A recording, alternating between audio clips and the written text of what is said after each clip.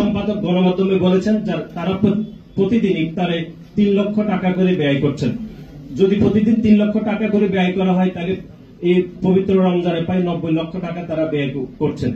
আমরা আপনাদের মাধ্যমে তাদের কাছে জানতে চাই এই 90 লক্ষ টাকা একটি সাধারণ শিক্ষার্থীদের সাধারণ সংগঠন হিসাবে তারা কিভাবে উপার্জন করছেন বা তাদের অর্থায়নের উৎস কিভাবে আসছে সেটিও আমরা জানতে চাই।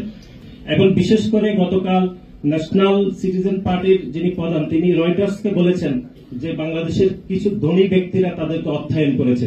আমরা এখানে ওনার কাছে জানতে চাই তাদেরকে যে অর্থায়ন করেছে ধনী ব্যক্তিরা সেই অর্থায়নের বিপরীতে তারা কি ধরনের কমিটমেন্ট তাদের কাছে নিয়েছিল সেটি আমরা বাংলাদেশ জাতীয়তাবাদী ছাত্রদল জানতে চাই।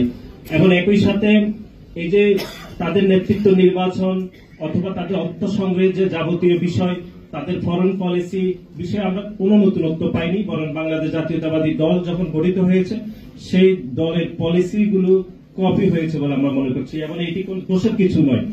সুতরাং সার্বিক বিষয়ে নতুন যে দল গঠিত হয়েছে সেটা নতুন রাজনৈতিক বন্দোবস্ত হয়নি, একই সাথে আমাদের কাছে মনে হচ্ছে এটি আদিম রাজনৈতিক বন্দোবস্ত হয়েছে বলে আমরা মনে করছি। বিশ্ববিদ্যালয়ে যে ঘটনাটি ঘটেছে রাত 10টার সময়, সেই সময় বাংলাদেশের ধর্মপ্রাণ মুসলমানরা সবাই আসলে নামাজরত অবস্থায় ছিলেন। এই সময়ে জনাব সাজ্জিদ আলম সেখানে কেন গিয়েছেন এটি আমরা মনে করছি এই ঘটনায় ওনার কোন ভিন্ন মতলব থাকতে পারে, এটি একটি ঘটনা। দ্বিতীয় হচ্ছে এই সাজ্জিদ আলম যে নসরাত বিশ্ববিদ্যালয়ে শিক্ষার্থীদের সাথে যে ঘটনা ঘটেছে এটি নসরাত বিশ্ববিদ্যালয়ে সাধারণ শিক্ষার্থীদের সাথে ওনার জামালা হয়েছে। এখানে বাংলাদেশ জাতীয়তাবাদী ছাত্র দলের কোন নেতা কর্মী সেভাবে জড়িত নয়। যদি নসরাত বিশ্ববিদ্যালয়ের সাধারণ শিক্ষার্থীদের মধ্যে বাংলাদেশ জাতীয়তাবাদী ছাত্র দলের কর্মী রয়েছে বলে আমরা আপনাদেরকে দৃশ্যমানভাবে আমরা বলছি, কিন্তু এটি গণমাধ্যমে আমরা দেখেছি যে জনাব সাজ্জিদ আলম ঘটনাটি সাজ্জিদ আলমের সাথে ছাত্র দলের ঝামেলা বলে তিনি এটি ওনার সামাজিক যোগাযোগ মাধ্যমে তিনি স্ট্যাটাস দিয়েছে। আমরা পুনরায় বলছি যে ঘটনাটি নসরাত বিশ্ববিদ্যালয়ের সাধারণ শিক্ষার্থীদের সাথে জনাব সাজ্জিদ আলমের সমস্যা হয়েছে, এটির সাথে বাংলাদেশ জাতীয়তাবাদী ছাত্র দলের কোন সম্পর্ক নেই।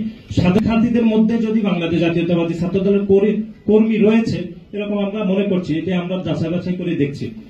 আর আরেকটি বিষয় আপনারা যেটি বলেছেন সেটি হচ্ছে আমরা বলেছি যদি এরপরও ছাত্র দলের কোন নেতা কর্মী জড়িত থাকে আমরা দুঃখ প্রকাশ করছি, কিন্তু আমাদের যে তদন্ত রিপোর্ট আপনারা যেটি বলেছেন সেটি ইতিমধ্যে কাজ চলমান রয়েছে। প্রাথমিক তদন্তে আমরা যে তথ্যগুলো আসছে সেটি আমরা আপনাদেরকে এখানে পুনর্ব্যক্ত করলাম।